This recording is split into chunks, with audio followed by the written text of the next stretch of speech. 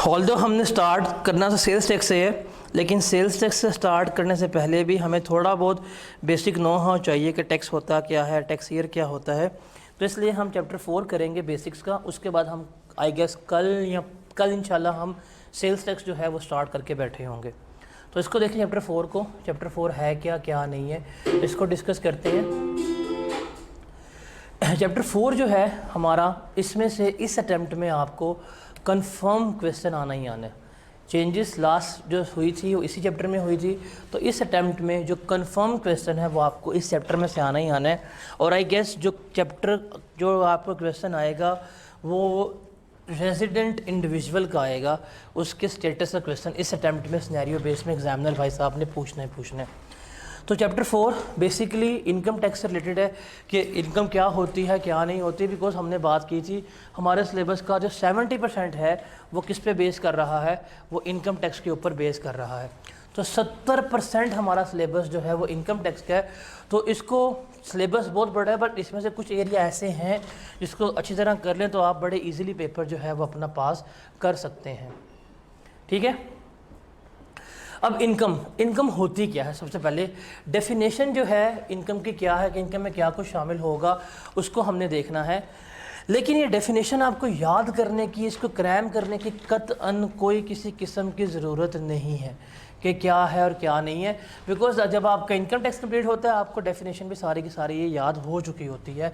तो इनकम में क्या कुछ शामिल होगा, इनकम में सबसे पहले आएगा कोई भी अमाउंट जो इनकम टैक्स ऑर्डिनेंस के मुताबिक टैक्स चार्ज हो रहा है जिस अमाउंट के ऊपर, उसे हम क्या कहेंगे, उसको हम इनकम कह रहे होंगे। मतलब सैलरी है, आप सैलरी कमाते हैं, सैलरी के ऊपर टैक्स पे कर रहे हैं, वो क्या कहलाएगी, वो हमारी इनकम कहला रही होगी। उसके अलावा कोई भी ऐसी अमाउंट जो पे होती है आपको और उसके ऊपर टैक्स डिडक्ट हो रहा है अंडर FTR, वो भी क्या कहलाएगी, आपकी इनकम कहला रही होगी। जैसे फॉर एग्जांपल आप कोई लॉटरी जीत जेते हैं, कोई आप बॉन्ड जीत जेते हैं, आपको जब भी पे किया जाएगा उसमें से टैक्स डिडक्ट कर लिया जाएगा। आपको डिविडेंड मिलता है उसमें से क्या होगा, टैक्स डिडक्ट कर लिया जाएगा। तो कोई भी अमाउंट जो आपको रिसीव हुई है उसमें से टैक्स कट गया है, वो भी क्या कहलाएगी, आपकी इनकम कहला रही होगी। उसके अलावा अगर इनकम टैक्स ऑर्डिनेंस ने किसी भी अमाउंट को कह दिया कि ये इनकम है, तो ये भी क्या होगी, इनकम ही ट्रीट होगी। डिविडेंड है, रॉयल्टी है, इस तरह की तमाम चीज़ें जो हैं वो आपकी क्या कहलाती है, इनकम कहला रही होती है। और उसके अलावा जो लॉस ऑफ इनकम है वो भी हमारा क्या होता है, इनकम ही होता है। एक्चुअली लॉस का मतलब क्या है कि आपका रेवेन्यू जो है वो 1000 पे आया, आपके एक्सपेंसेस जो हैं वो 1200 हो गए, नेगेटिव इनकम आपके 200 है ना। लेकिन हम इस पर टैक्स तो पे नहीं करेंगे, बट हम बताएंगे कि हमें 200 रुपये का इसमें लॉस हुआ है। ये होती क्या है, हमारी इनकम होती है। अब इनकम की तो हमें लग गया पता कि इनकम क्या होती है क्या नहीं होती। अब इनकम के सोर्सेज क्या हैं। अगर मैं आपसे पूछूं इनकम हम कैसे कमा सकते हैं, इनकम कैसे अर्न कर सकते हैं, तो सोर्सेज है ना। पहला जवाब अगर ये हम नौकरी करेंगे, CA क्यों कर रहे हैं, फर्म्स खोलनी है अपनी, कोई नहीं। आप लोगों में से 99% लोग क्या होंगे, CA करेंगे, अच्छी नौकरी मिल जाएगी, छोटा सोचेंगे ना। तो पहली क्या है इनकम आपकी, सैलरी के पहले पैसे हम कहाँ से कमा सकते हैं, सैलरी से कमा सकते हैं। कहीं पे नौकरी कर रहे हैं, कहीं पे मुलाजमत कर रहे हैं, वहाँ से जो हमें पैसे मिलते हैं, वहाँ से जो हमें अमाउंट आ रही होती है, वो हमारी क्या कहलाती है, इनकम फ्रॉम सैलरी कंसिडर हो रही होती है। सेकंड सोर्स जो है हमारा, that is income from property. आपके पास घर है, जायदाद है, उसको रेंट पे दे रहे हो, उससे प्रॉपर्टी कमा रहे हो, उससे पैसे कमा रहे हो, तो वो क्या कहलाएगी, आपकी इनकम फ्रॉम प्रॉपर्टी कहला रही होगी। अगर आप बिज़नेस कर रहे हैं, आपका फॉर एग्जांपल CA में आए हैं और अटैम्प्ट लग रही है, आपने कहा हम बदला लेंगे ICAP से, और जाके ICAP के सामने आपने दुकान खोली समोसों वाली या रेडी लगा ली समोसों वाली, आप कारोबार कर रहे हैं, समोसे बेच रहे हैं, पैसे कमा रहे हैं, तो वो क्या कहलाएगी, आपका बिज़नेस कहलाएंगे। या ख़वातीन जो हैं वो तो समोसे नहीं बेच सकती, वो CA ट्यूशन सेंटर खोल के बैठ जाती हैं बाजी बन के, तो वो भी पैसे कमाएंगी, क्या कहलाएंगे, कारोबार कहला रहा होगा उनका। उसके अलावा अगर आपके पास एसेट्स है, अगर आप अपने एसेट्स बेचते हैं, आपको किसी ने घड़ी तोहफे में दी, आपने घड़ी उठा के बेच दी, जो घड़ी बेच के पैसे आएंगे वो कहाँ जाएंगे, आपके कैपिटल गेन में जा रहे होंगे। आपको घर दिया, घर बेच दिया, शेयर्स दिए गए, शेयर्स बेच दिए गए, आपको वैल्यूएबल आर्टिकल्स दिए गए, आपने वो उठा के बेच दिए, चीज़ें बेच के पैसे कमा रहे हैं ना, वो कहाँ जाएंगे, कैपिटल गेन्स में। और कुछ ऐसे पैसे जो कहीं भी नहीं जा रहे, मतलब फॉर एग्जांपल आप जाते हैं, आप आके एसबीआई से एक्सेस लेते हैं पोर्टल की 20,000 रुपये, बाकी आप इसको आके बेच देते हैं 5-5 हज़ार की 50 बच्चों को। तो 50,000 की बेची, 20,000 की लिया था, 30 का गेन हो गया। अब ना ये आपकी सैलरी है, ना ये प्रॉपर्टी है, ना ये बिज़नेस है, ना ये कैपिटल गेन है, कहाँ जाएगा ये? अदर सोर्स में, बिज़नेस में नहीं होगा ये। तो वो इनकम, वो रकम जो किसी भी हेड ऑफ इनकम में फॉल नहीं करती ना, वो कहाँ पे फॉल करेगी? अदर सोर्स में फॉल कर रही होगी। तो ये हमारे पास 5 सोर्सेज हैं, 5 ज़राए हैं जिसमें हम क्या कर रहे हैं, इनकम कमा रहे हैं। आप कोई भी इनकम का नाम लें, किसी भी इनकम का, वो इन 5 हेड्स में फॉल कर रही होगी। ट्राई कर लें, बताएं नहीं किसी इनकम का नाम। अदर सोर्स में एफबीआर वालों को आपके लीगल इलीगल से मतलब नहीं है, इनको इनकम से मतलब है। लीगल इलीगल कंसर्न है नैब का और एफआईए का, इनको है भाई पैसा। बताएं, लो एग्जाम्पल, कोई इनकम बोलो। ऐसे समूह बकम हो गए हैं जैसे कभी पैसे देखे ही नहीं है ज़िंदगी में, फर्स्ट टाइम नोट देख रहे हैं, पीके हैं सारे के सारे, नए गोले पे भी उतर के आ रहे हैं। पैसे नहीं कभी देखे, पैसे कभी सोचे नहीं कैसे कमाने हैं, तो ये क्यों कर रहे हो? ठेके पे ज़मीन देते हो, income from property. Agriculture income तो है ना, एग्जाम्प्ट है कि नहीं बोला सवाल, इनकम तो है ना प्रॉपर्टी में। और कभी पैसे नहीं कमाने ज़िंदगी में, कैसे कमाने हैं?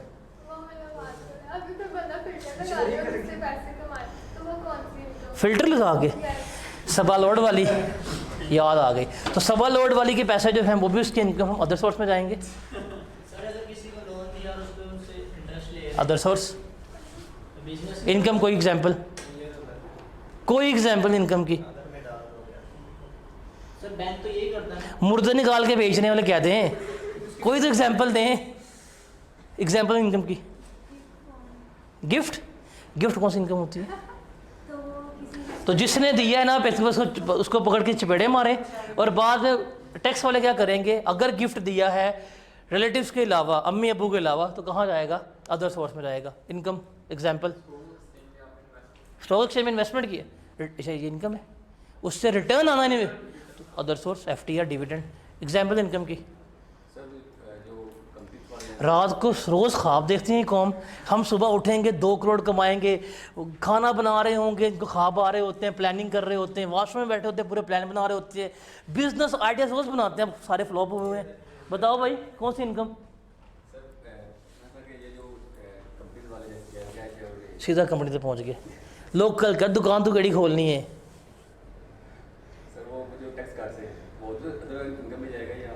भाई टैक्स वो काट रहे हैं, वो काट के वो पे कर रहे हैं, तेरा बीच पे लिंक क्या है?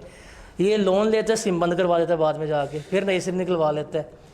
डिफ़ॉल्ट इसने कंपनी कराई हुई है। इनकम बता, पैसे तूने पैसे कहाँ से कमाने हैं? तूने पैसे कहाँ से कमाने हैं बता? कौन सी कंपनी खोलेगा? पैसा सेल करोगे, इनकम आएगी, कहाँ रहेगी? बिजनेस में। हाफिज साहब आपको क्या ज़रूरत है इनकम की? हाँ, सारा मुल्क ही आपके हाफिज़ों का, बताएं। रेंटे कार बिजनेस, कारों का कारोबार कर रहे हैं आप? हाँ जी भाई, कंसल्टेंसी फर्म इकट्ठी रजिस्टर्ड करवाओगे बिजनेस, अगर रजिस्टर्ड नहीं करवाओगे तो अदर सोर्स में। हाँ भाई, स्मगलिंग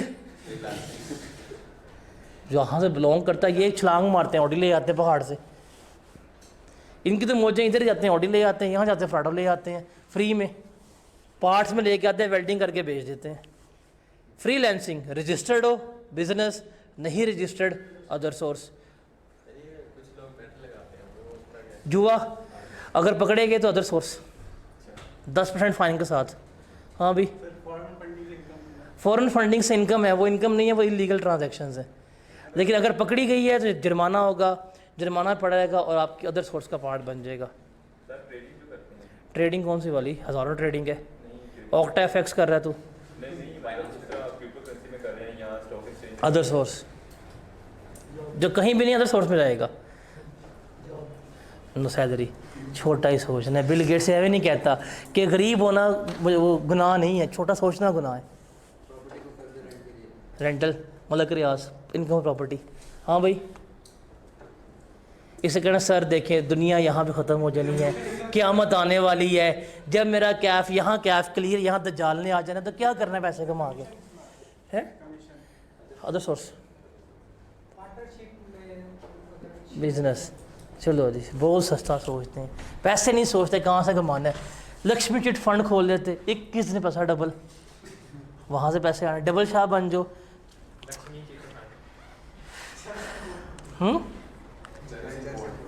चर्च इंपोर्ट बड़ा हैवी बिजनेस है, 2-2 करोड़ के दिन में एक्सपोर्ट इंपोर्ट हो रही होती है दरे से। चले इनकम का लग गया पता ना, इनकम के हमारे पास ये 5 सोर्सेज हैं, इनमें से इनकम कमा रहे होते हैं। अब क्वेश्चन ये है कि हमने गवर्नमेंट को इस इनकम के बारे में बताना है कि हमने इस साल में कितनी इनकम कमाई है, हमने वो बताना है। उसके अलावा हमने गवर्नमेंट को ये बताना है कि इसके ऊपर टैक्स कितने। So actually government what really wants कि उसको हम बताएं कि हमने कितनी इनकम कमाई है, तो उसको कुछ स्पेसिफिक टाइम पीरियड चाहिए होगा ना, 1 महीना, 2 महीना, 3 महीना, 4 महीना। तो वो टाइम पीरियड हमने यहाँ पे डिस्कस करना है। अकाउंटिंग सीखते होंगे, पढ़ते होंगे। अकाउंटिंग में जो हम अकाउंट्स बनाते हैं कितने अर्से के लिए बना रहे होते हैं? ईयर के लिए, 1 साल के लिए। उसे हम क्या कहते हैं? अकाउंटिंग ईयर या फाइनेंशियल ईयर कहते हैं। सेम उसी तर्ज पे हम क्या करेंगे? टैक्स की कैलकुलेशन करेंगे, टैक्स की इनकम निकालेंगे। वो जो ईयर होगा, वो जो अरसा होगा, उसे हम क्या कहेंगे? टैक्स ईयर कह रहे होंगे। तो टैक्स ईयर क्या है? ये वो बेसिकली पीरियड है कि इस अरसे की हमने क्या करनी है? इनकम कैलकुलेट करनी है, और उस इनकम के ऊपर हमने क्या करना है? टैक्स पे करना है। तो टैक्स ईयर अनलाइक अकाउंटिंग 3 तरह का होता है। एक है हमारे पास नॉर्मल टैक्स ईयर, दूसरा है हमारे पास ट्रांजिशनल टैक्स ईयर, और तीसरा है हमारे पास स्पेशल टैक्स ईयर। पास पेपर में सिर्फ टैक्स ईयर में से कोई 6 के करीब आपको सवाल मिलेंगे जो पास पेपर में आ चुके होंगे, इनके टाइप्स, इसमें से कंसेप्चुअली। तो इनको डिस्कस करते हैं। सबसे पहले हम बात करते हैं नॉर्मल टैक्स ईयर की। नॉर्मल टैक्स ईयर क्या होता है कि वो 12 मंथ्स का पीरियड जो 30 जून पे एंड होगा, उसे हम क्या कह रहे होंगे? हमेशा नॉर्मल टैक्स ईयर कह रहे होंगे। वो पीरियड जो 30 जून पे ख़त्म होगा, उसे हम क्या कहेंगे? उसे हम हमेशा नॉर्मल टैक्स ईयर कह रहे होंगे। इसका मतलब ये स्टार्ट कब हुआ? ये स्टार्ट हुआ 1 जुलाई 2023 पे, ख़त्म होगा हमारे पास जाके 30 जून 2024 पे। स्टार्ट हुआ 1 जुलाई 2021 पे, ख़त्म होगा जाके 30 जून 2022 पे। स्टार्ट हुआ 1 जुलाई 2025, ख़त्म होगा जाके 30 जून 2026। ये जो 12 महीने का पीरियड है, जो किस डेट पे एंड हो रहा है? 30 जून पे। जो किस पे एंड हो रहा है? 30 जून पे। जो किस पे एंड हो रहा है? 30 जून पे। इसे हम क्या कह रहे होते हैं? इसको हम नॉर्मल टैक्स ईयर कह रहे होते हैं। बाय डिफ़ॉल्ट अगर पाकिस्तान में कोई बंदा भी रजिस्टर्ड होगा जाके FBR में, उसको नॉर्मल टैक्स ईयर ही अलॉट होगा। वो इन्हीं 12 महीने की क्या करेगा? अपनी सारी की सारी जो इनकम है वो कैलकुलेट करेगा। मतलब 1 जुलाई से लेके 30 जून तक कितने पैसे कमाए हैं कैलकुलेट करेगा, और उसके ऊपर कितना टैक्स बनेगा वो कैलकुलेट करके अपनी रिटर्न जो है वो गवर्नमेंट को क्या करेगा? सबमिट करवा रहा होगा। तो क्या होता है नॉर्मल टैक्स ईयर? क्या होता है? ख़त्म कब होगा? स्टार्टिंग और एंडिंग डेट क्या है? एंडिंग डेट क्या है?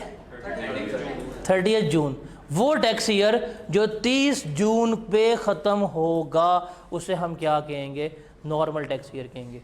वो टैक्स ईयर जो 30 जून ख़त्म होगा, उसे हम क्या कहेंगे? नॉर्मल टैक्स ईयर कहेंगे। अब सवाल यह है कि इसको हमने डिनोट कैसे करना है? टैक्स ईयर कौन सा है? तो रिमेंबर, जिस साल का जून होगा हम इसको उसी से शो करेंगे। ये होगा हमारा टैक्स ईयर 2024। ये क्या कहलाएगा? Tax year 2022। ये क्या कहलाएगा? Tax year 2026। आगे कहेंगे? आगे है नहीं, चलिए आगे बताएं। टैक्स ईयर 18 क्या होगा? कब ख़त्म हो रहा होगा, कब शुरू हुआ होगा? बताएं। अगर पेपर में लिखा हुआ है टैक्स ईयर 2023, कब से कब तक का पीरियड है?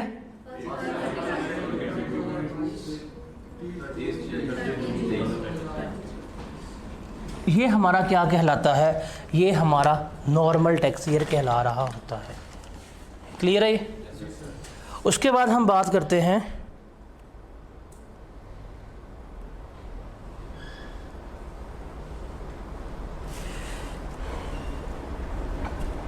स्पेशल टैक्स ईयर की।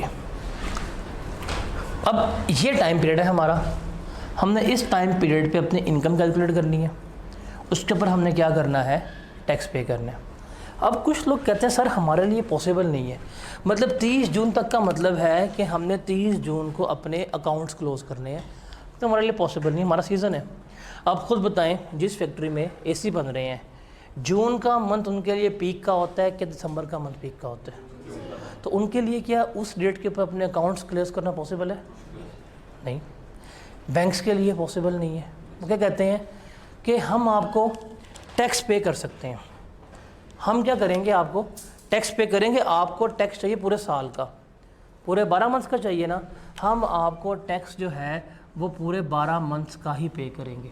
बट हम इस पीरियड को नहीं फॉलो कर सकते, हमें आप इसके अलावा कोई पीरियड दे दें। तो वो स्पेशल टैक्स ईयर क्या होगा? Special tax year is a tax year other than normal tax year. जो नॉर्मल टैक्स ईयर के अलावा है वो क्या होगा, आपका स्पेशल टैक्स ईयर कहला रहा होगा। कैसे होता है कैसे नहीं होता उसको अभी हम देखते हैं, लेकिन अब क्या हो सकता है। फॉर एग्जांपल आप कहते हैं जी मैं ये फॉलो नहीं कर सकता, उसने कहा ठीक है।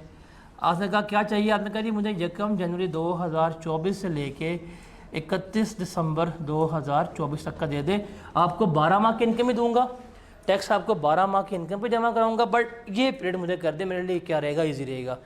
कहता ठीक है, तो ये क्या कहलाएगा, आपका स्पेशल टैक्स ईयर कहला रहा होगा। यहाँ फॉर एग्जांपल 1 मार्च को शुरू हुआ, ख़त्म होगा 28 फरवरी 2022 को। कौन सा टैक्स ईयर है ये? स्पेशल टैक्स ईयर है। शुरू हुआ 1 सितंबर 2023 को, ख़त्म होगा जाके 30 सितंबर 2024 को। क्या कहलाएगा ये? स्पेशल टैक्स ईयर कहला रहा होगा। आपका टैक्स रेट शुरू हुआ 1 नवंबर 2027 को, ख़त्म होगा जाके 31 अक्टूबर 2028 को। ये क्या कहला रहा होगा? आपका स्पेशल टैक्स ईयर कहला रहा होगा। मतलब कोई भी टैक्स ईयर जो इन नॉर्मल के अलावा है वो हमारा क्या कहलाएगा? वो हमारा स्पेशल टैक्स ईयर कहला रहा होगा, वो हमारा स्पेशल टैक्स ईयर कंसीडर हो रहा होगा। इस चीज़ से एग्री करते हो? नेक्स्ट क्वेश्चन है, इसको डिनोट कैसे करना है? ये तो हमें लग गया पता कि भाई ये टैक्स ईयर 26 है, ये टैक्स ईयर 22 है, ये टैक्स ईयर 24 है, ये 23 है, लग गया। इसको कैसे डिनोट करेंगे, इसका कैसे फैसला होगा, क्या इसका असूल याद रखिएगा। ईयर एंड के बाद, ये है ईयर एंड, ये क्या है? Year and. ईयर एंड के बाद देखें नेक्स्ट जून कौन से साल में फॉल कर रहा है। ये ईयर एंड हुआ 31 दिसंबर 2024 को। इस तारीख के बाद बताएं जून किस साल में आ रहा है? इसको हम फिर डिनोट करेंगे टैक्स ईयर 2025 से। ये ईयर एंड है। इस तारीख के बाद बताएं वेरी नेक्स्ट जून कब आ रहा है? इसे हम किससे डिनोट करेंगे? इस तारीख के बाद नेक्स्ट जून कब आ रहा है? इसे किससे डिनोट करेंगे? अब इस तारीख के बाद नेक्स्ट जून कब आ रहा है? तो ये क्या कहलाएगा? तो रिमेंबर, असूल क्या है? ईयर एंड होने के बाद वेरी नेक्स्ट जून जिस ईयर में फॉल कर रहा होगा, हम क्या करेंगे? उस साल से इसको डिनोट कर रहे होंगे। असूल क्या है? बोलो, सुम्मुम बुकमुम बोलो, क्या है? ईयर एंड के बाद किस के? वेरी फर्स्ट जून से, उससे क्या करेंगे? हम इसको डिनोट कर रहे होंगे। क्लियर? अब तीसरी हमारे पास टाइप है, इसे हम कहते हैं ट्रांजिशनल टैक्स ईयर। देखिए ट्रांजिशनल टैक्स ईयर को समझने के लिए ना आप जरा स्लाइड के ऊपर ही गौर करें, आपको ये समझ ट्रांजिशन, ये हमारे ट्रांजिशन कि अभी हम अगर नॉर्मल पे हैं तो नॉर्मल से हम जा रहे हैं स्पेशल पे, तो एक ट्रांजिशन हो रही है, एक तब्दीली आ रही है, एक स्टेट चेंज हो रही है। तो ट्रांजिशनल टैक्स ईयर क्या होगा? ट्रांजिशनल टैक्स ईयर भी एक्चुअली क्या है? चेंज ऑफ स्टेट है। क्या फॉर एग्ज़ाम्पल आप पहले टैक्स ईयर इस्तेमाल कर रहे थे, आप थे ओल्ड टैक्स ईयर में। ओल्ड आपका था नॉर्मल टैक्स ईयर, शुरू हुआ था 1 जुलाई 2023 को, ख़त्म हुआ था आपका जाके 30 जून 2024 को। ये था आपका टैक्स ईयर। कौन सा ये टैक्स ईयर कौन सा है? Normal tax year. ये आप एग्जिस्टिंगली इसको इस्तेमाल कर रहे हैं, आप इसमें एग्जिस्ट कर रहे थे। इसकी रिटर्न जमा करवाएंगे। आपने कहा सर मुश्किल हो रही है, मुश्किल, हमें टैक्स ईयर चेंज कर दें। उसने कहा ठीक है, क्या चाहिए? आपने कहा जी हमें नया टैक्स ईयर अलॉट कर दें जो शुरू होगा 1 जनवरी 2025 से और ख़त्म होगा 31 दिसंबर 2025 पे। ऑनवर्ड हम इसी पे करवाएंगे। ये क्या कहलाएगा? आपका स्पेशल टैक्स ईयर। उसने कहा ठीक है, आप पहले यहाँ पे थे, अब आप कहाँ पे चले गए हैं? यहाँ पे चले गए हैं। तो इन 12 महीने की आप अपनी रिटर्न जमा करवाएंगे। इन 12 महीने कितने पैसे कमाए, गवर्नमेंट को क्या रिटर्न जमा करवाई जाएगी। उसके बाद मुस्तकबिल में ये जो है आप इसकी रिटर्न जमा करवाएंगे, कमाएंगे, जमा करवाएंगे, ऐसे ही है। लेकिन अगर आप गौर करें, फोकस करें, तो यहाँ से यहाँ तक एक पीरियड है 6 मंथ का। कौन सा है? 1 जुलाई 24 से ख़त्म हो रहा है 31 दिसंबर 24। ये क्या 6 महीने, इन 6 मंथ्स में पैसा नहीं कमाए होंगे, अर्निंग नहीं की होगी ना? तो क्या इसका हमें रिटर्न जमा नहीं करवानी? तो ये जो पीरियड है जब हमने इस टैक्स ईयर से इस टैक्स ईयर पे स्विच किया, स्विच करने की वजह से जो ये गैप जनरेट हुआ, इसे हम क्या कहेंगे? इसे हम ट्रांजिशनल टैक्स ईयर कहेंगे। ये जितने महीने का भी हुआ, चाहे 1 महीने का हो, मिनिमम ये होगा 1 महीने का, मैक्सिमम हो सकता है 11 मंथ्स का। हम इसकी क्या करेंगे? सेपरेट रिटर्न फाइल करेंगे और इसका रिकॉर्ड हम सेपरेट दे रहे होंगे। और इसको भी कैसे डोनेट करेंगे? ये ईयर एंड है, इसके बाद नेक्स्ट वन कब आ रहा है? तो इसको हम 25 से क्या कर रहे होंगे? डोनेट कर रहे होंगे। ये 24 हो गया, ये 25 और ये किस में आ जाएगा? 26 में फॉल कर जाएगा। तो ये हमारा क्या कहलाता है? ट्रांजिशनल टैक्स ईयर कहला रहा होता है। तो ट्रांजिशनल टैक्स ईयर क्या होता है बताएं? तो क्या बोलो यार, क्या सुबह सुबह ऐसे बताएं क्या होता है ट्रांजिशनल टैक्स ईयर?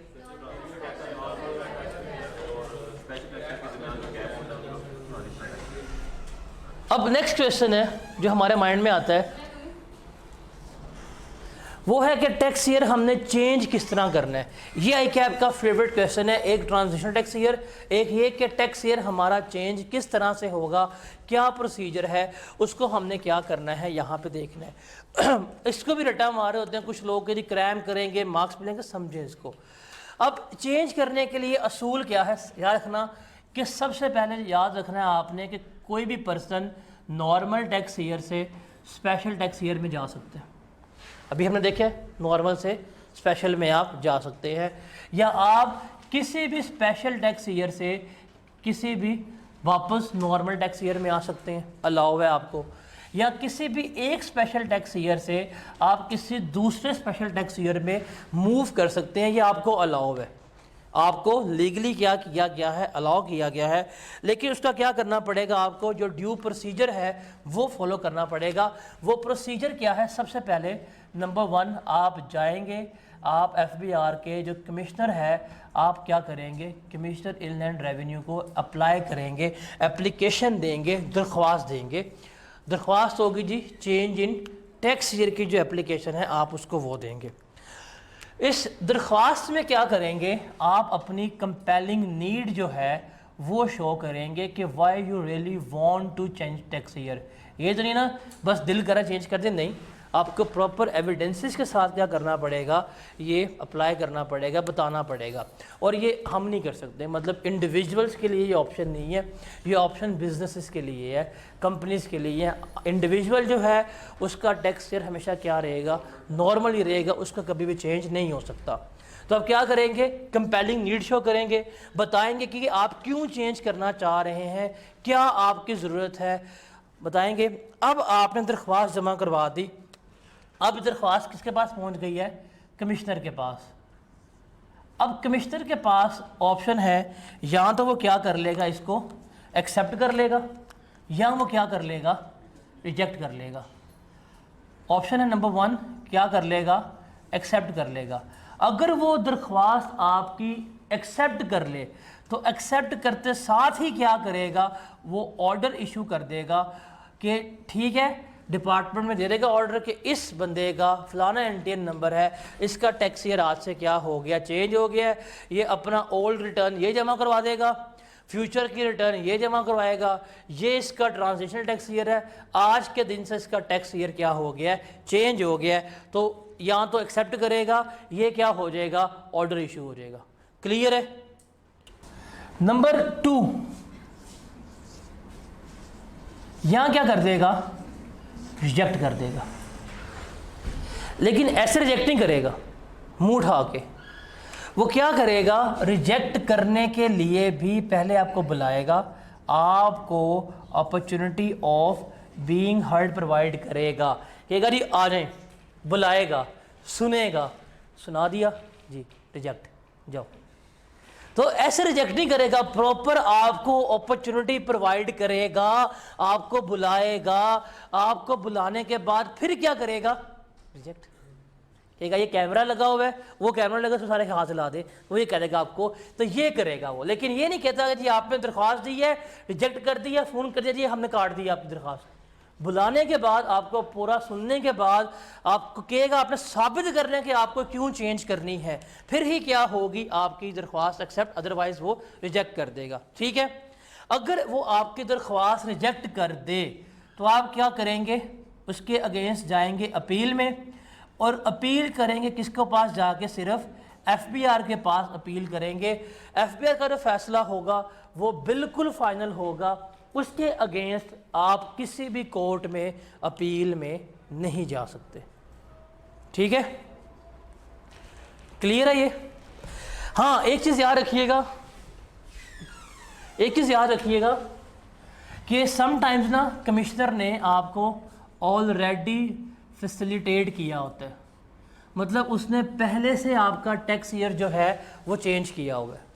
अगर वो आपकी इस फैसिलिटी को विड्रॉ करना चाहे, वो इस फैसिलिटी को ख़त्म करना चाहे, मतलब उसने पहले ही क्या किया हुआ है, आपको स्पेशल टैक्स ईयर जो है वो अलॉट किया हुआ था, वो चाहता है कि उसको ख़त्म कर दे फैसिलिटी को, ऐसे ही ख़त्म करेगा। सुबह उठा फ़ोन किया, नहीं ख़त्म, कैंसिल, तेरी अपनी दोस्ती ख़त्म हो गई, बोलो पेंसिल, तुम्हारा टैक्स ईयर कैंसिल, ऐसे बिल्कुल भी नहीं करेगा।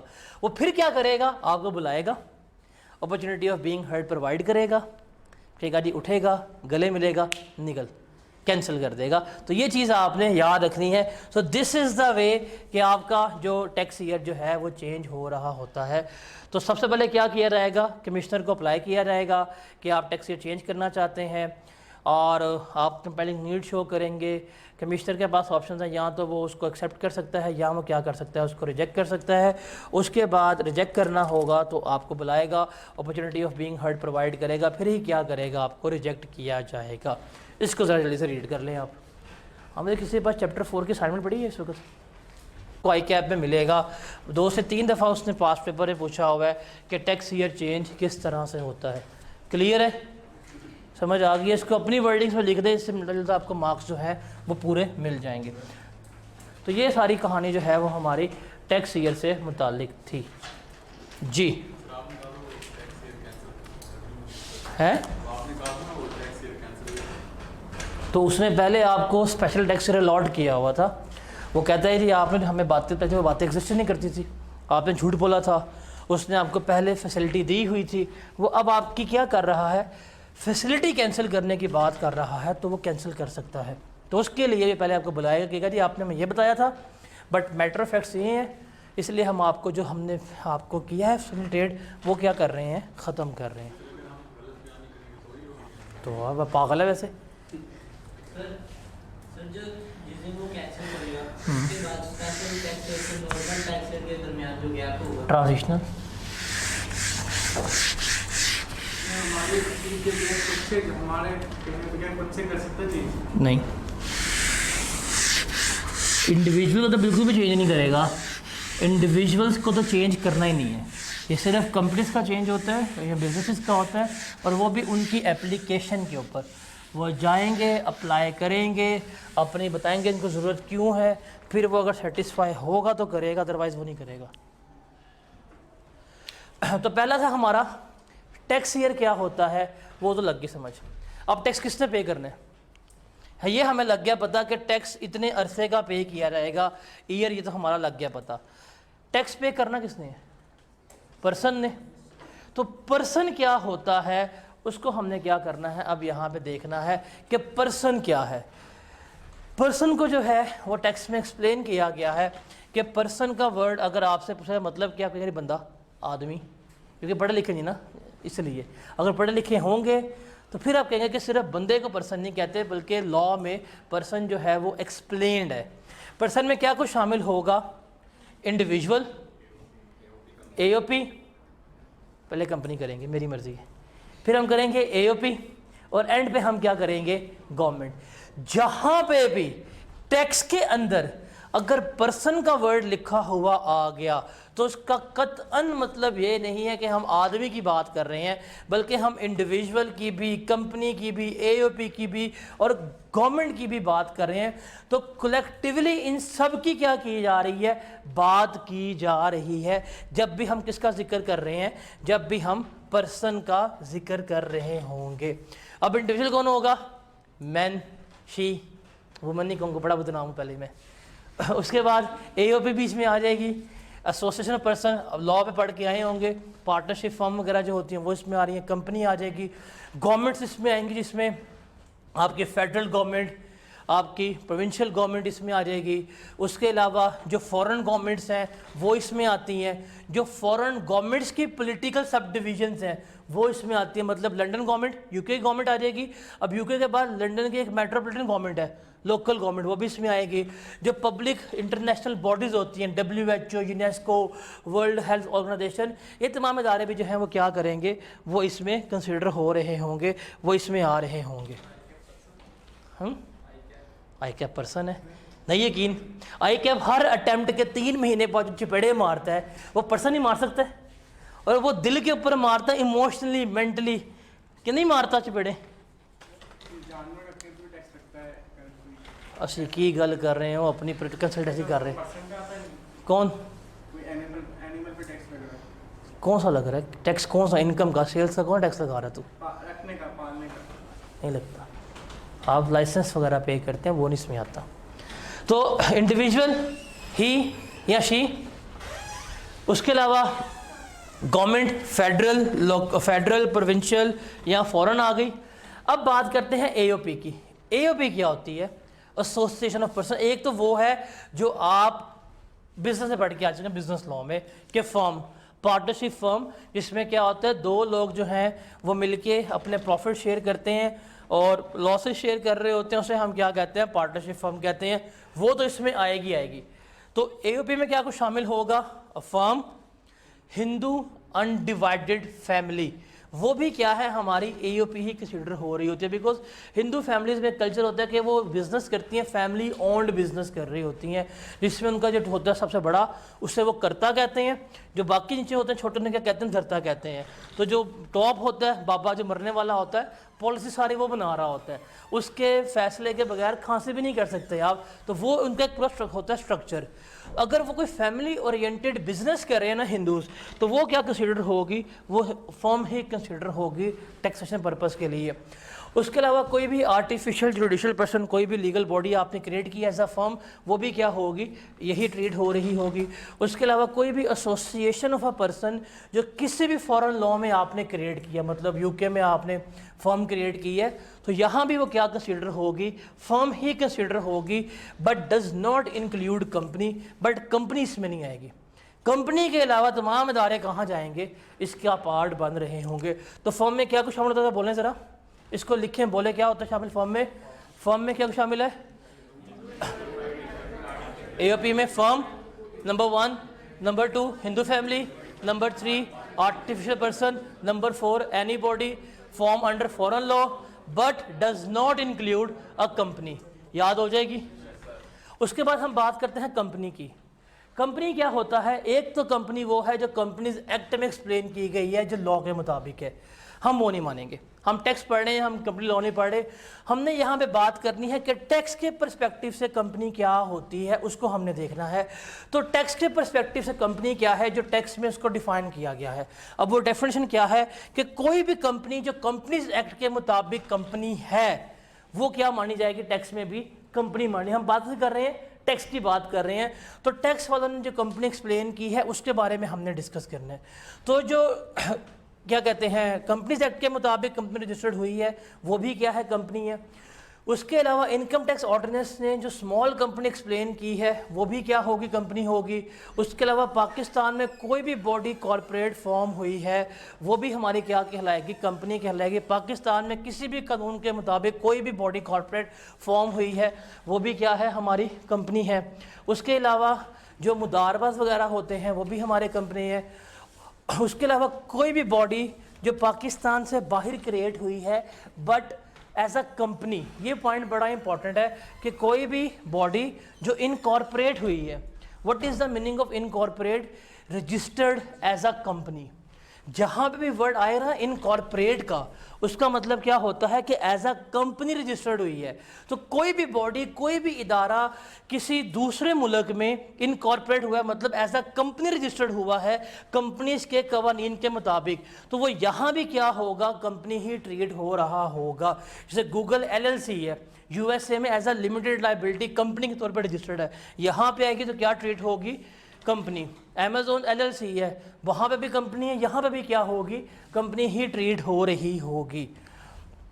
इसके अलावा कोई भी ऐसा इदारा, कोई भी ऐसी फॉरेन एसोसिएशन, ये पॉइंट कंसेप्चुअली पूछ सकता है 2-3 मार्क्स का सिनेरियो इस पॉइंट को, कि कोई भी फॉरेन एसोसिएशन, कोई भी गैर मुल्की इदारा, वेदर इनकॉर्पोरेटेड, चाहे वो उस कंट्री में एज अ कंपनी के तौर के ऊपर रजिस्टर्ड हुआ है या नहीं, लेकिन जब वो हमारे मुल्क में आया, हमारे बोर्ड ने कह दिया बाया जनरल ऑर्डर या बाया स्पेशल ऑर्डर के ये इदारा हमारे मुल्क में कंपनी है, तो ये फिर क्या होगा? कंपनी ही ट्रेड होगा। अगर FBR ने किसी को कंपनी कह दिया तो वो क्या चलेगा? कंपनी ही चलेगा। उसके अलावा प्रोविंशियल गवर्नमेंट, लोकल गवर्नमेंट्स, ये भी कंपनी का पार्ट बनती हैं। उसके अलावा जितनी भी कोऑपरेटिव सोसाइटीज़ पाकिस्तान में, फाइनेंस सोसाइटीज़, हाउसिंग सोसाइटीज़ वगैरह, ये भी क्या है? कंपनीज़ में आ रही होती हैं। नॉन प्रॉफिट ऑर्गेनाइजेशंस जो हैं, ये भी कंपनी में आ रही होती हैं। उसके अलावा जो ट्रस्ट वगैरह इस्टेब्लिश किए जाते हैं, वो भी किसका पार्ट बनते हैं? कंपनी का पार्ट बनते हैं। तो टैक्स में कंपनी का स्पेक्ट्रम जो है वो बहुत ब्रॉड है कि ये तमाम चीज़ें क्या हैं? कंपनी का पार्ट बन रही होती हैं। ठीक है, अब ये डेफिनेशन क्रैम नहीं करनी, पेपर में नहीं पूछेगा डेफिनेशन, हाँ इसमें से सिनेरियोस पूछ सकता है वो।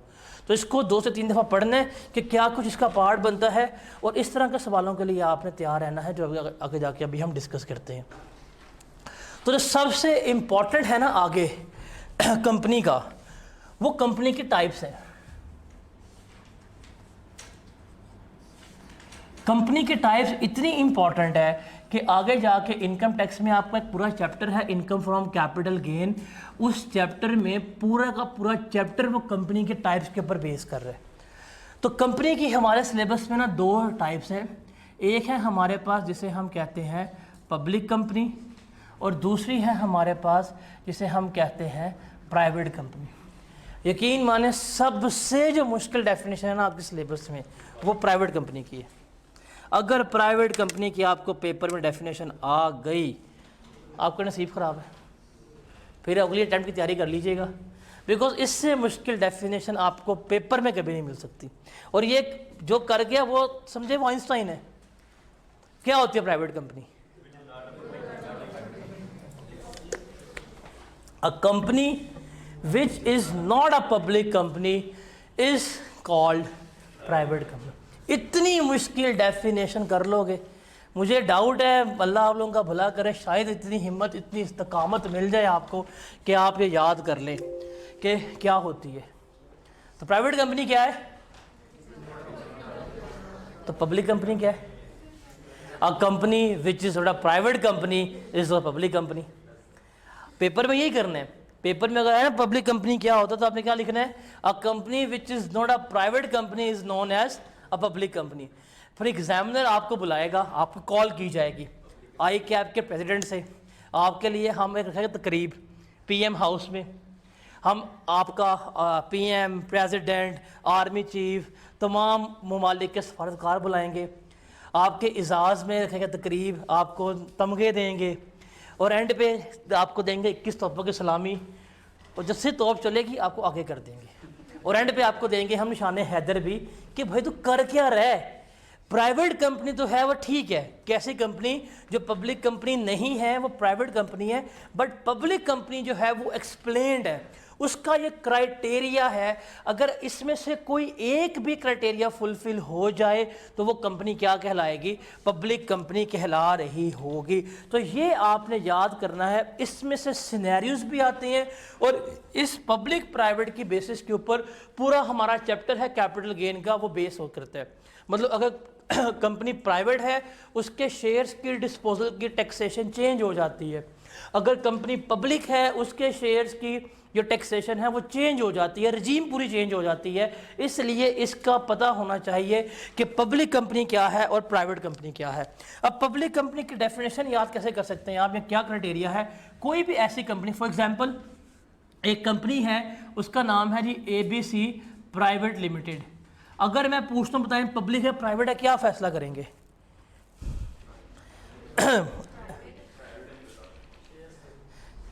एम प्राइवेट है भाई, पूरा रूल है, ये आपके सामने लिखा है असूल, इसके मुताबिक फैसला करेंगे।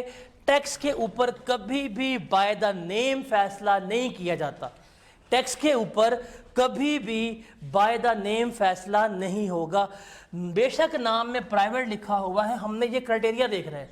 अब क्राइटेरिया क्या है कि कोई भी ऐसी कंपनी जिसके 50% या उससे ज़्यादा शेयर अगर फेडरल गवर्नमेंट के पास है तो हम क्या कहेंगे, उसको पब्लिक कंपनी कहेंगे। मतलब अगर इसी कंपनी के 57% शेयर जो है अगर फेडरल गवर्नमेंट के पास हो तो कौन सी कंपनी कहलाएगी? ये पब्लिक कंपनी, प्राइवेट तो नहीं रहेगी ना। तो कभी भी नाम पढ़ के फैसला नहीं करना टैक्स में कि पब्लिक है कि प्राइवेट है। या कोई भी ऐसी कंपनी जिसके 50% या उससे ज़्यादा शेयर किसी प्रोविंशियल गवर्नमेंट के पास हो, KP के गवर्नमेंट के पास, पंजाब गवर्नमेंट के पास, सिंध गवर्नमेंट के पास, क्या कहलाई कंपनी? Public company. कोई भी ऐसी कंपनी जिसके 50% या उससे ज़्यादा शेयर किसी फॉरेन गवर्नमेंट के पास हो, एक कंपनी पाकिस्तान में है, इसके 60% शेयर जो है वो सऊदी गवर्नमेंट के पास है, तो ये कंपनी के आगे बेशक प्राइवेट लिखा हुआ है बट ये कंपनी कौन सी कंसीडर होगी? पब्लिक कंपनी कंसीडर होगी। या कोई भी ऐसे कंपनी जिसके 50% या उससे ज़्यादा शेयर किसी फॉरेन कंपनी के पास हो, लेकिन ये फॉरेन कंपनी 100% ऑन्ड बाय क्या हो? फॉरेन गवर्नमेंट हो, फिर भी क्या कहलाएगी? पब्लिक कंपनी कहला रही होगी। या कोई भी ऐसी कंपनी जिसके शेयर्स जो हैं वो ट्रेड हो रहे हैं स्टॉक एक्सचेंज के ऊपर और वो कंपनी जो है ईयर एंड पे भी लिस्टेड रहती है। अब ईयर एंड हमारा क्या है? 30 जून। जो कंपनी 30 जून पे भी लिस्टेड रहेगी ऐसी कंपनी को हम क्या कहेंगे? Public company. एक कंपनी है पूरा साल लिस्टेड रही है, शेयर ट्रेड हो रहे थे, 28 जून को डिलिस्ट हो गई है, हम ईयर एंड क्या आया? 30 जून निकाला, लिस्टेड थी नहीं थी, क्या हो जाएगी? प्राइवेट कंपनी कंसीडर हो जाएगी। और जो हमारे यूनिट ट्रस्ट वगैरह बने होते हैं वो भी हमारे क्या कहलाते हैं? पब्लिक कंपनी में आ रहे होते हैं। तो पब्लिक कंपनी की डेफिनेशन याद कैसे करेंगे? क्या होती है पब्लिक कंपनी? साथ साथ बोलना है मेरे। ऐसी कंपनी जिसके 50% और मोर शेयर हेल्ड हो बाय फेडरल गवर्नमेंट, ऐसी कंपनी जिसके 50% और मोर शेयर किसके पास हो? Provincial government. ऐसी कंपनी जिसके 50% और मोर शेयर हो held by federal government, foreign government. ऐसी कंपनी जिसके 50% और more share held by foreign company and that foreign company is wholly owned by foreign government, तो क्या कहलाएगी? Public company.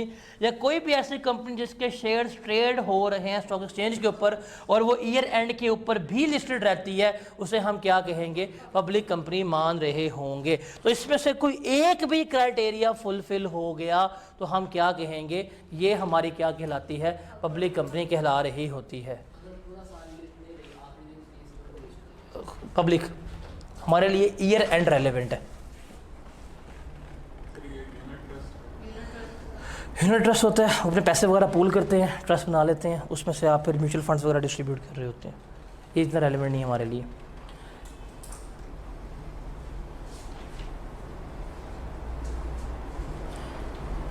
ये आपको सवाल नजर आ रहा होगा स्क्रीन के ऊपर, तो इसको रीड करें 2 मिनट में, बताएं कौन सी कंपनी का क्या जवाब है।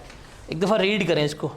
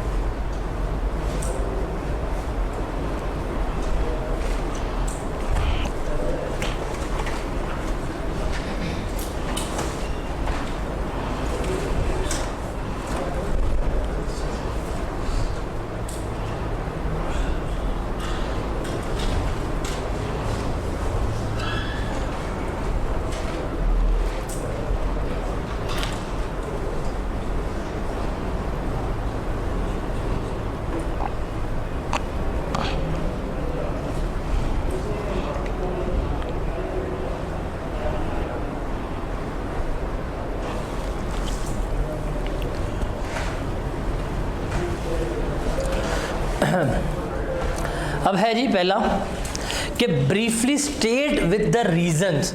आपने विद रीजंस बताना है वेदर और not you consider the below mention companies to be a public company for tax purpose, कि जो उसने आपको कंपनीज के बारे में गिवन किया है क्या ये पब्लिक कंपनी है या नहीं है। तो क्राइटेरिया आपको पता है, वो आपके सामने लिखा हुआ है, आपने बताना है पब्लिक कंपनी है कि नहीं है। कोई एक भी इनमें से फुलफिल हो गया तो क्या है, ये पब्लिक कंपनी है। तो है जी पहला, PPL is a company incorporated under the companies ordinance 1984। Pakistan में क्या हुई है, ये इनकॉर्पोरेट हुई है, पाकिस्तान में क्या हुई है, रजिस्टर्ड हुई है, and is not listed on any stock exchange इन पाकिस्तान। यहाँ तक पढ़ के तो लग रहा है भाई ये कंपनी कौन सी है, प्राइवेट कंपनी है, बिकॉज ये पॉइंट निकल गया है कि वो लिस्टेड तो हमारे मुल्क में नहीं है। उसके बाद है 59% of the shares in PPL, इस कंपनी के 59% share are held by BBC limited. इसका मतलब ये बात हो रही है कि कोई भी ऐसी कंपनी जिसके 50% ज़्यादा शेयर किसके पास हो, फॉरेन कंपनी के पास हो। अब आगे कहता है ये जो बीबीसी लिमिटेड है ये यूके की कंपनी है, बट यूके की गवर्नमेंट इसके 90% शेयर्स होल्ड कर रही है, 97%। हमने पढ़ा है कि foreign company is wholly owned bye, मतलब 100% शेयर किसके पास होने चाहिए, फॉरेन गवर्नमेंट के पास होने चाहिए। यहाँ कितने शेयर्स हैं, तो ये कंपनी क्या कहलाएगी, बीपीएल प्राइवेट कंपनी कहलाएगी as per the this rule. उसके बाद है XYZ limited is a public company incorporated under the companies ordinance whose shares were traded on stock exchange.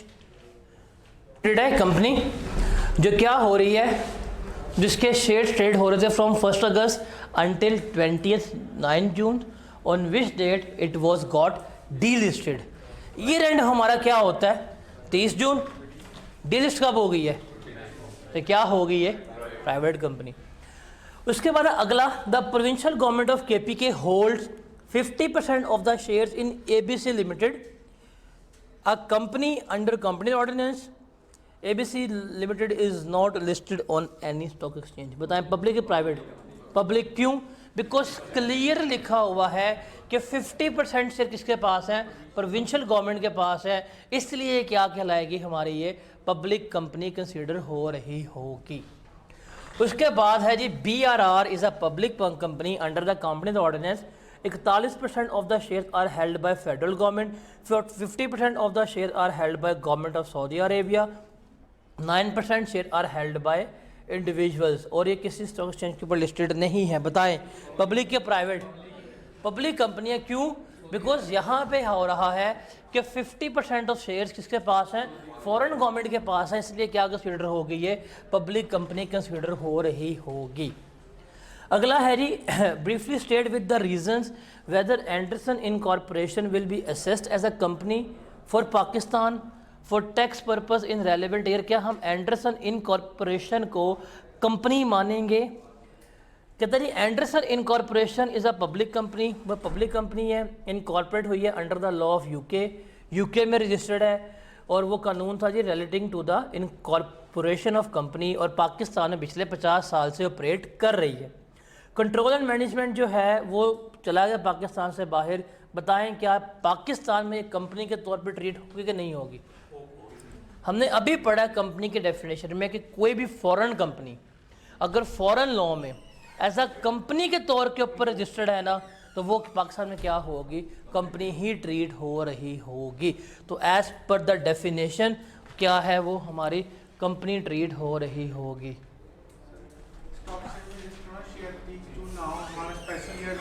So special year के एंड पे listed होना चाहिए लाजमी, transition के बीच में नहीं आएगा। अच्छा, आगे हमारे पास रह गया आखिरी, ये है नॉन प्रॉफिट ऑर्गेनाइजेशन कि हम समटाइम्स, ये क्लियर है, कंपनी के टाइप्स और उससे जो रिलेट कर रहे हैं सिनेरियो वो क्लियर है, ये याद हो जाएगा। इसमें इस तरह के सिनेरियोज आते हैं जो आपको याद होने चाहिए। इसमें कोई मसला है तो बताएं, सब तो क्लियर है। उसके बाद हम बात करते हैं नॉन प्रॉफिट ऑर्गेनाइजेशंस की, मतलब उन इदारों की जो प्रॉफिट सीकिंग के लिए काम नहीं कर रहे, वेलफेयर के लिए काम कर रहे हैं। वो क्या होते हैं उनको देखते हैं।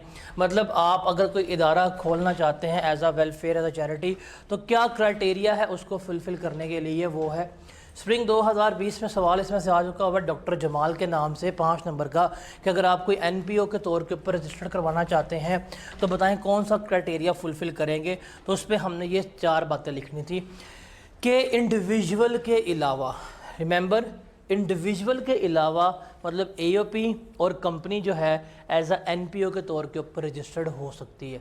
AOP और कंपनी जो है एज अ NPO के ऊपर रजिस्टर्ड हो सकती है अगर वो इन तमाम कंडीशंस को फुलफ़िल कर ले। वो कंडीशंस क्या है? नंबर 1 कि ये इस्टेब्लिश हुई हैं, बनी हैं रिलीजियस, एजुकेशनल, चैरिटेबल पर्पस के लिए, इन मकासद के लिए आप इनको बना रहे हैं, और आपने रेलेवेंट लॉ जो भी है था नॉन प्रॉफिट ऑर्गेनाइजेशन का, सेक्शन कंपनी लॉ का आई थिंक 42 है, उसके मुताबिक आपने उसको एज अ NPO के तौर के ऊपर रजिस्टर्ड करवाया है, और जाके आपने टैक्स के कमिश्नर से अप्रूवल ली है, उसने आपको सर्टिफिकेट इशू कर दिया एज अ NPO का। लेकिन साथ ये भी कह दिया गया है कि आप इस इदारे के प्रॉफिट्स को, इस इदारे के रेवेन्यूज़ को, इस इदारे के एसेट्स को अपने पर्सनल गेंस के लिए, पर्सनल बेनिफिट्स के लिए इस्तेमाल नहीं करेंगे। अगर आप इन तमाम कंडीशंस को फुलफ़िल कर देंगे तो आपका इदारा क्या कहलाएगा? नॉन प्रॉफिट ऑर्गेनाइजेशन जो है वो कहला रहा होगा। क्लियर है?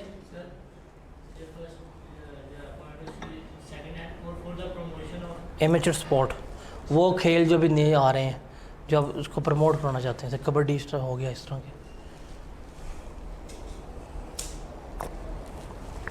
ये क्लियर है?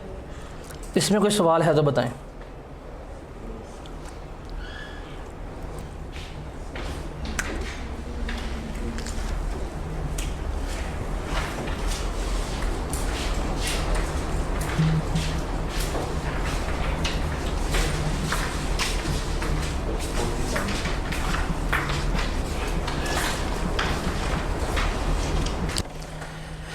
हमारा टैक्स ईयर हो गया, क्या होता है क्या नहीं होता हमने वो डिस्कस कर लिया। हमने पर्सन को डिस्कस कर लिया कि पर्सन क्या है, individual, AOP, company and government की बात कर ली। कंपनी के टाइप्स और हमने एक प्रैक्टिस क्वेश्चन भी देख लिया।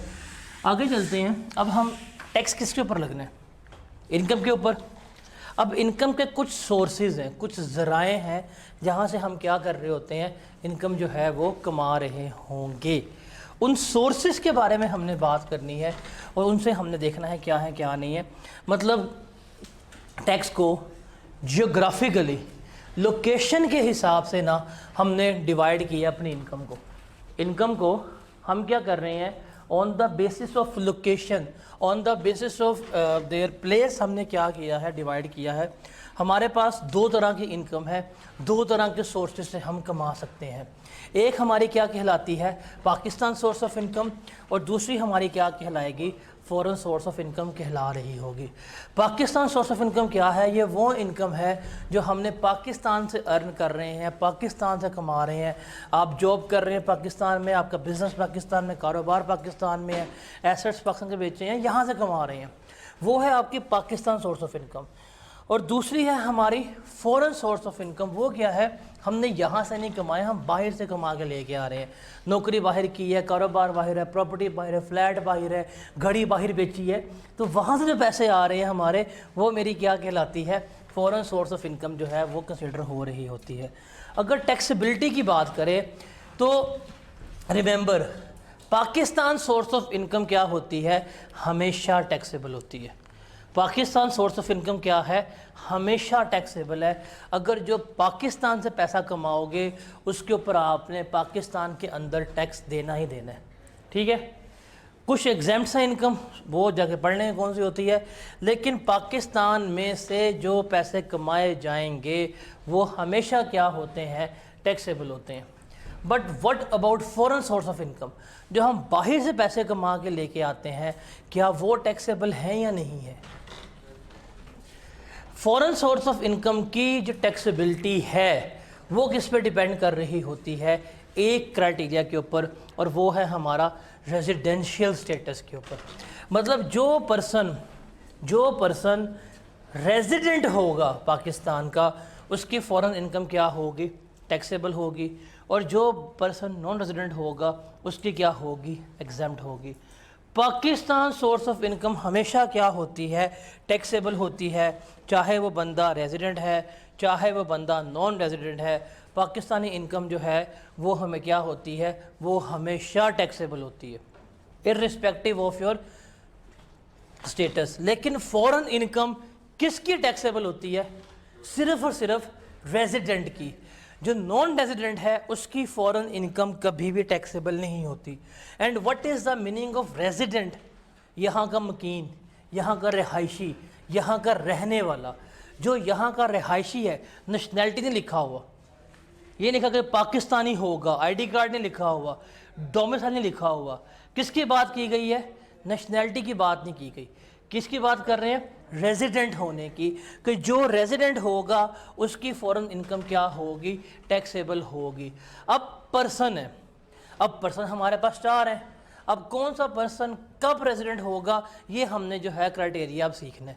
रिमेंबर, सबसे आसान जो है वो गवर्नमेंट का है। जो हमारी हुकूमत है ना, वो रेजिडेंट ही है हमेशा। Federal government, provincial government, government के मुलाजमीन, वो हमेशा हमारे क्या हैं, वो हमेशा हमारे रेजिडेंट ही होते हैं, वो कभी भी नॉन रेजिडेंट नहीं होते। हमारी हुकूमत है, यहाँ पे बेस कर रही है, यहाँ पे मुश्तमिल है, तो ये क्या होंगी, हमारी हुकूमत हमेशा रेजिडेंट ही कंसिडर हो रही होगी। क्वेश्चन किसके ऊपर आएगा, इंडिविजुअल के ऊपर आएगा, AOP के ऊपर आएगा, या कंपनी के ऊपर आएगा कि वो रेजिडेंट कब होगी और कब नहीं होगी। तो रिमेंबर, हम हर टैक्स ईयर के लिए क्या करेंगे, फॉर ईच टैक्स ईयर हम इसको डिटरमिन करेंगे। हम हर टैक्स ईयर में ये कैलकुलेट करेंगे कि कोई पर्सन रेजिडेंट है या नहीं है। अगर रेजिडेंट हुआ तो उस टैक्स ईयर की इनकम टैक्सेबल होगी, अगर रेजिडेंट नहीं हुआ तो उसकी इनकम जो है वो टैक्सेबल नहीं होगी। तो हर टैक्स ईयर के लिए हम 2023 में देखेंगे, 2024 में देखेंगे, 2025 में देखेंगे। माइट भी एक पर्सन जो है वो 22 में रेजिडेंट था, 23 में ना हो सकता है। बट हमने क्या करना है, हमने हर साल के लिए इसको डिटरमिन करना होता है कि कौन रेजिडेंट है और कौन रेजिडेंट नहीं है। अब देखते हैं क्राइटेरिया क्या है और क्या नहीं है। इसे हैंग हो गया है। रेजिडेंट से मुराद जिस प्रॉपर्टी में वो रह रहा है वो उसके नाम पे है या रिहाइश, पाकिस्तान में रिहाइश से हैंग हो गया।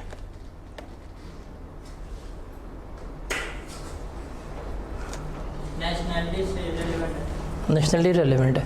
आप बिल गेट्स को लाओ, यहाँ पे गवाह कर लो, रेजिडेंट है वो। हाँ, आप यहाँ का PM बाहर एक्सपोर्ट कर दो, बिठा दो भाई 2 सालों के लिए, वो कौन हो जाएगा, नॉन रेजिडेंट हो जाएगा। तो ये रेजिडेंट स्टे पे डिपेंड कर रहा होता है।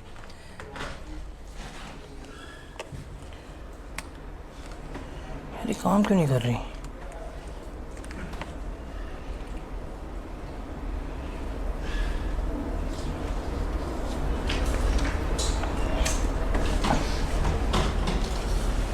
तो ये हमने सारी बात कर ली है कि एक पर्सन जो है वो फॉरेन टैक्स ईयर क्या हो सकता है, रेजिडेंट हो सकता है, अगले साल जो है वो नॉन रेजिडेंट भी हो सकता है। तो हम क्या करेंगे, हम हर साल के लिए उसका स्टेटस जो है वो डिटर्मिन करेंगे, और जो रेजिडेंट होगा उसकी फॉरेन इनकम जो है वो उस साल क्या होगी, टैक्सेबल हो जाएगी। तो इसको हमने लेके चलना है। अब हमारे पास पर्सन है, 4 पर्सन है। गवर्नमेंट जो है वो हमारी हमेशा क्या होगी, रेजिडेंट ही होगी।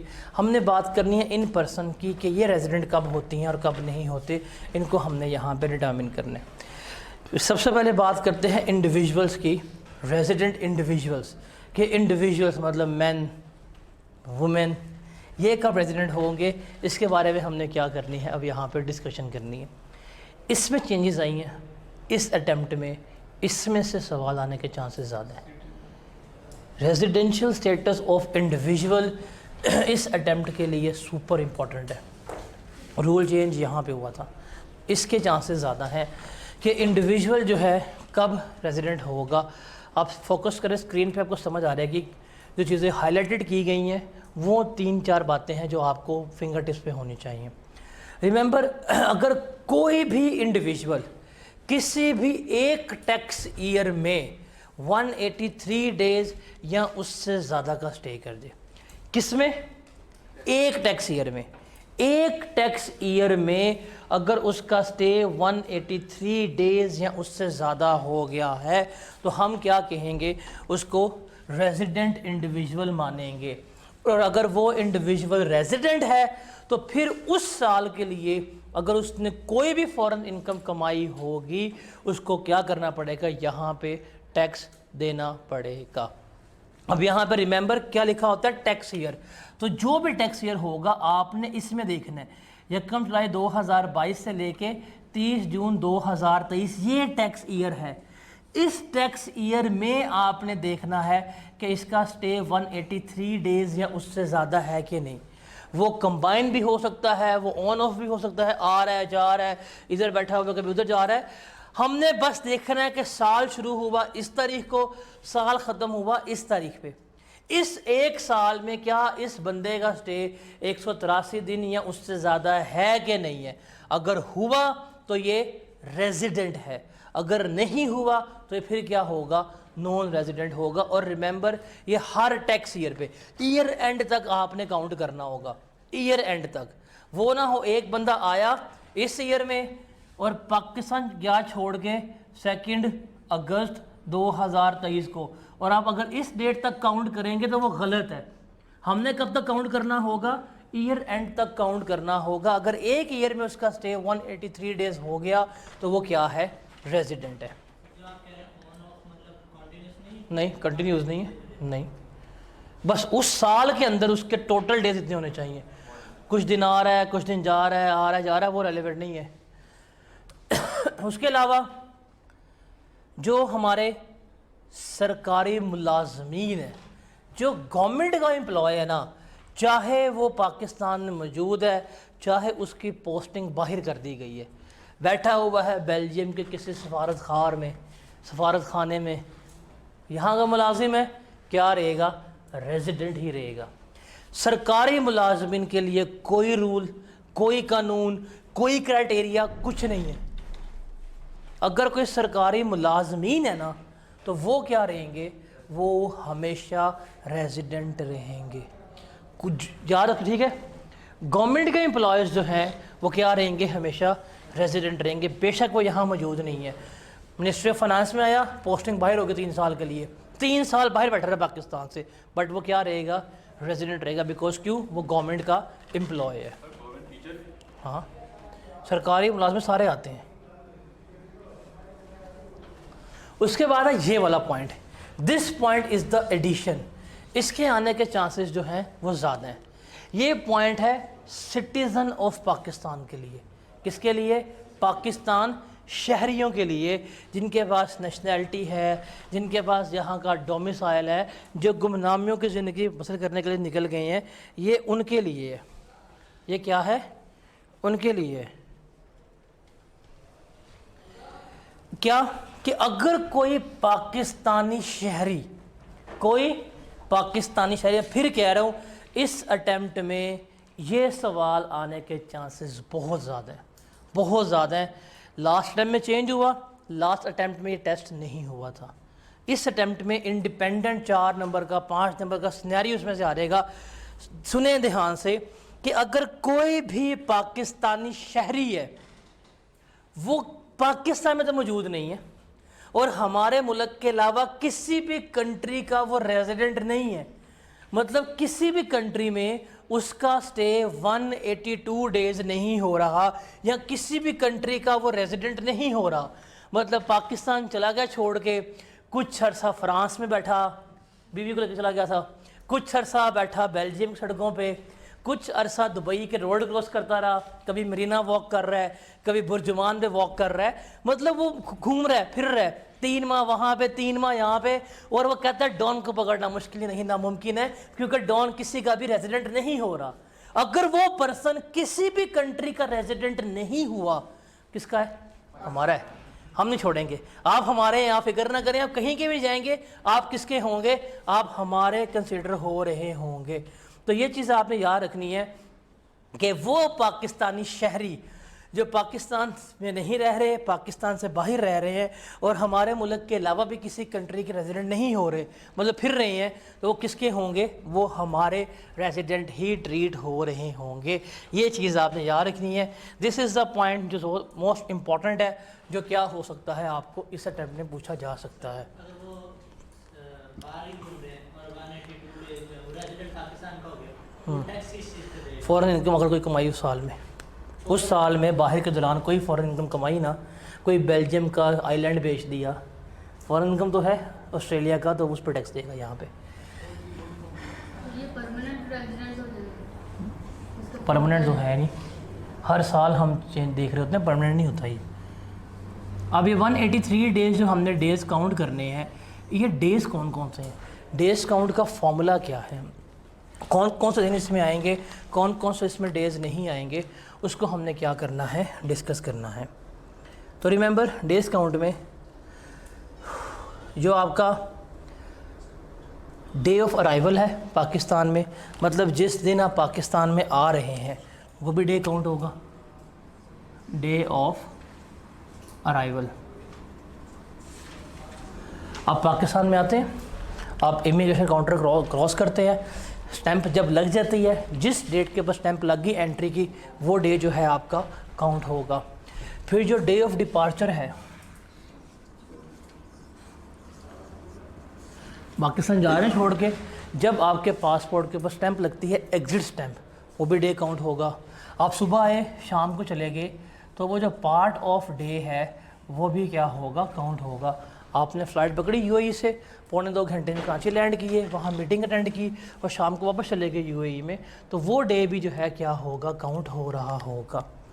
उसके अलावा पाकिस्तान में आप मौजूद होते हैं किसी भी पब्लिक हॉलीडे के लिए, या आप क्या कहते हैं पाकिस्तान में कोई हॉलीडे स्पेंड कर रहे हैं, ईद की छुट्टियां मनाने चले आ गए हैं, त्यौहार मनाने आ गए हैं, वो भी जो है क्या होंगे, काउंट हो रहे होंगे।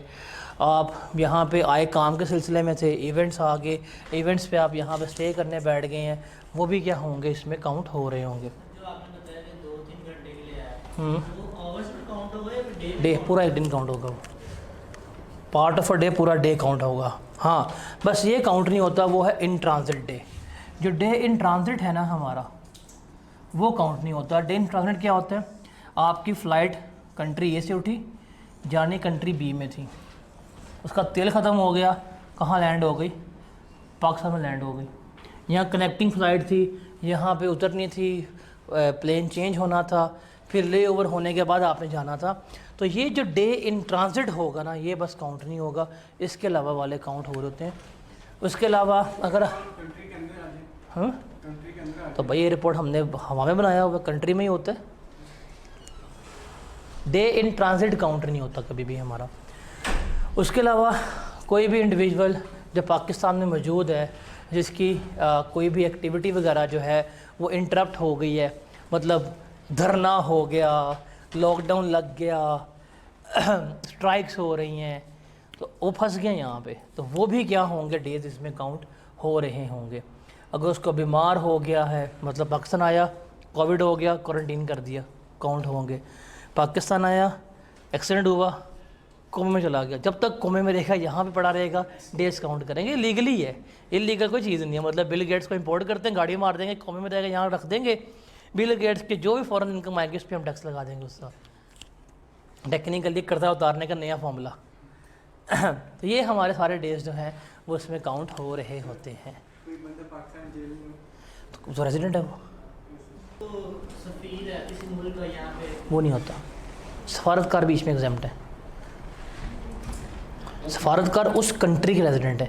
जैसे हमारा सफारतकार, रहते तो इधर ही है ना, हमारा सफारतकार कहाँ बैठा हुआ है? बेल्जियम में, यहाँ का रेजिडेंट है। लंदन में। हमारा सफारतकार कहाँ बैठा हुआ है? लंदन में। कहाँ का रेजिडेंट है? यहाँ का रेजिडेंट है वो। तो उनके भी यहाँ पे बैठे हुए हैं, इनके भी यहाँ बैठे हुए हैं, बट वो वहाँ का रेजिडेंट है। ठीक है, उसके बाद 5 मिनट मिलेंगे, ख़त्म कर लेते हैं इसको 5 मिनट में।